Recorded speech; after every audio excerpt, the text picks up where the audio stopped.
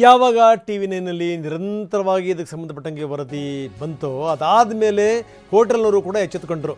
ಎಲ್ಲರೂ ಕೂಡ ಈ ರೀತಿ ಪ್ಲಾಸ್ಟಿಕ್ ಬಳಸ್ತಾರೆ ಅಂತ ನಾವು ಹೇಳಲ್ಲ.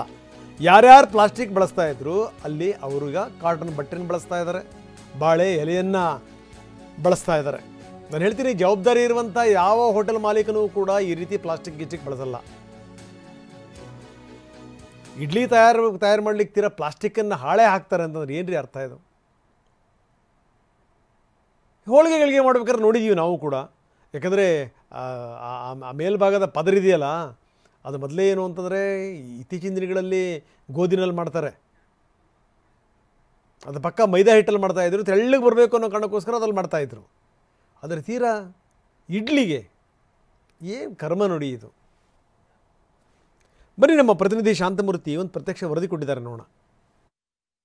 ಇಡ್ಲಿಯಲ್ಲಿ ರಾಸಾಯನಿಕ ಅಂಶಗಳು ಪತ್ತೆಯಾಗಿತ್ತು, ಜೊತೆಗೆ ಸಾಕಷ್ಟು ಸಂಚಲನವನ್ನು ಸೃಷ್ಟಿ ಮಾಡಿತ್ತು. ಅಂದರೆ ಪ್ಲಾಸ್ಟಿಕ್ಕನ್ನು ಬಳಸಿ ಇಡ್ಲಿಯನ್ನು ತಯಾರಿಕೆ ಮಾಡೋದಕ್ಕೆ ಕಡಿವಾಣ ಹಾಕಬೇಕು ಅಂತ ಆರೋಗ್ಯ ಇಲಾಖೆ ಕೂಡ ಮುಂದಾಗಿತ್ತು. ಈ ಹಿನ್ನೆಲೆಯಲ್ಲಿ TV9 ಕೂಡ ರಿಯಾಲಿಟಿ ಚೆಕ್ ಅನ್ನು ಮಾಡ್ತಾ ಇದೆ. ಸದ್ಯ ಈಗಾಗಲೇ ಬೆಂಗಳೂರಿನ ಸಾಕಷ್ಟು ಹೋಟೆಲ್ಗಳ ಮಾಲೀಕರು ಎಚ್ಚೆತ್ತುಕೊಂಡಿರುವಂಥದ್ದು. ಅಂದರೆ ಈ ಒಂದು ಪ್ಲಾಸ್ಟಿಕ್ಕನ್ನು ಬ್ಯಾನ್ ಮಾಡಿ ಆದೇಶವನ್ನು ಹೊರಡಿಸಿದ ಬಳಿಕ ಸಾಕಷ್ಟು ಕಡೆಗಳಲ್ಲಿ ಬಟ್ಟೆಗಳನ್ನು ಬಳಸೋಕೆ ಕೂಡ ಶುರು ಮಾಡಿದ್ದಾರೆ. ಆದರೆ ಒಂದಷ್ಟು ಕಡೆಗಳಲ್ಲಿ ಸಾಂಪ್ರದಾಯಿಕವಾಗಿ ಬಟ್ಟೆಗಳನ್ನು ಬಳಸಿ ಇಡ್ಲಿಗಳನ್ನು ತಯಾರು ಮಾಡ್ತಾ ಇರುವಂಥದ್ದು. ಸದ್ಯ ನಾನೊಂದು ಹೋಟೆಲ್ನಲ್ಲಿ ಇದ್ದೀನಿ, ನೀವು ಗಮನಿಸ್ತಾ ಇದ್ದೀರಾ.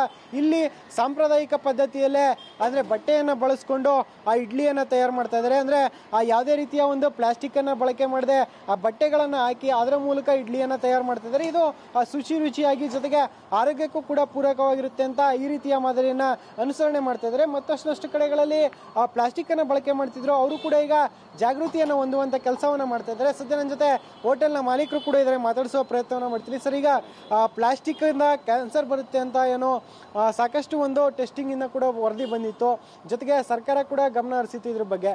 ಈಗ ಒಂದಷ್ಟು ಕಡೆ ಪ್ಲಾಸ್ಟಿಕ್ ಬ್ಯಾನ್ ಮಾಡಿದರೆ, ನಿಮ್ಮಲ್ಲಿ ಬಟ್ಟೆಯನ್ನು ಬಳಸಿ ಇಡ್ಲಿ ಮಾಡ್ತಾ ಇದ್ದೀರಾ, ಏನು ಹೇಳ್ತೀರಾ ಇದ್ರ ಬಗ್ಗೆ ಅಂತ? ಸರ್ಕಾರ ಮಾಡಿರೋ ಕೆಲಸ ಒಳ್ಳೆ ಕೆಲಸ ಮಾಡಿದ್ದಾರೆ. ಬಟ್ಟೆ ಬಳಸಿನೇ ಇಡ್ಲಿ ಉತ್ಪಾದನೆ ಮಾಡಬೇಕು. ಕೆಲವೊಂದು ಕಡೆ ಈಗಲೂ ಪ್ಲಾಸ್ಟಿಕ್ ಬಳಸಿ ಇಡ್ಲಿನ ಉತ್ಪಾದನೆ ಮಾಡ್ತಾರೆ, ಅದು ತಪ್ಪು. ಗ್ರಾಹಕರಿಗೆ ಒಳ್ಳೆಯದಲ್ಲ. ಕ್ಯಾನ್ಸರ್ ಕಾರಕ ಅಂಶಗಳು ಪ್ಲಾಸ್ಟಿಕಲ್ಲಿ ಜಾಸ್ತಿ ಇರೋದ್ರಿಂದ ನಾವು ಕಳೆದ 20 ವರ್ಷದಿಂದನೂ ಬಟ್ಟೆ ಉಪಯೋಗಿಸಿನೇ ಇಡ್ಲಿ ಮಾಡ್ತಾ ಇದ್ದೀವಿ. ಎಲ್ಲರಿಗೂ ಇದನ್ನು ಅವೇರ್ನೆಸ್ನ ನಿಮ್ಮ ಮುಖಾಂತರ ಮೂಡಿಸಿದ್ರೆ ಪ್ಲಾಸ್ಟಿಕ್ನ ಮುಕ್ತವಾಗಬೇಕು. ಸರ್, ಈಗ ಒಂದು ಕಡೆ ವ್ಯಾಪಾರಿಗಳ ದೃಷ್ಟಿಯಿಂದ ನೋಡೋದಾದರೆ ಪ್ಲಾಸ್ಟಿಕ್ ಕಡಿಮೆ ರೇಟಿಗೆ ಸಿಗುತ್ತೆ ಅಂತ ತಂದು ಬಳಸ್ತಾ ಇದ್ದಾರೆ. ಆದರೆ ಬಾಳೆ ಎಳೆ ಆಗಲಿ ಬೇರೆ ವಸ್ತುಗಳನ್ನಾಗಲಿ ಬಳಸಿ ಮಾಡಬೇಕಂದ್ರೆ ಕಾಸ್ಟ್ ಕೂಡ ಜಾಸ್ತಿ ಆಗುತ್ತೆ. ಸೊ ಇದ್ರ ಬಗ್ಗೆ ಏನಾದ್ರು ಕ್ರಮ ಕೈಗೊಳ್ಳಬೇಕು ಅಂತ ಹೇಳ್ತೀರಾ ಅಂತ? ಅದನ್ನು ಸರ್ಕಾರನೇ ಮಾಡಬೇಕು ಸರ್. ಬಾಳೆ ಎಲೆ ಅಂದರೆ ಗ್ರಾಹಕರಿಗೆ, ಇವರು ನಮ್ಮ ಮಾಲೀಕರಿಗೆ ಸ್ವಲ್ಪ ಹೊರೆ ಆಗುತ್ತೆ.